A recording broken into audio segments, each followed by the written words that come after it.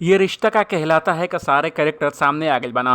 अरमान, रूही और अभीरा का पहिला मुलाकात हो चुकल बाटे। उहे आज के एपिसोड में रूही के होवे वाला पति रोहित का एगो झलक भी दिखावल जाई। अभी तक रूही और रोहित मिलल नहीं खा, लेकिन ये रिश्ता का कहलाता है कि दर्शक अभिने से एक्साइटेड बाना। वो अरमान से ज़्यादा रोहित के पसंद करतना। आई जानी पब्लिक और काका बोलता है इस शो के बारे में। नइखे पसंद आवत रूही का एक्टिंग। दर्शक के रूही का किरदार निभावे वाली एक्ट्रेस प्रतीक्षा हनमुखे का एक्टिंग पसंद नहीं आवत। दर्शक कहता ना कि प्रतीक्षा बहुत सुंदर है, लेकिन उनका एक्टिंग पे काम करे के पड़ी।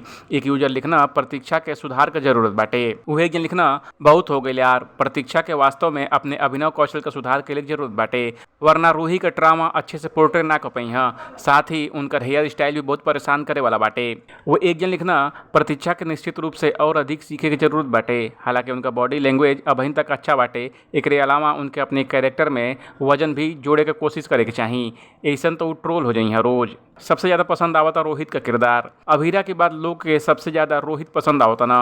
रोहित के सीन देखने के बाद लोग पागल हो गए बैठे। एगो शख्स लिखना अरमान का छोटा भाई कितना अच्छा बाना, ये हमारी अभीरा खातिर परफेक्ट बाना।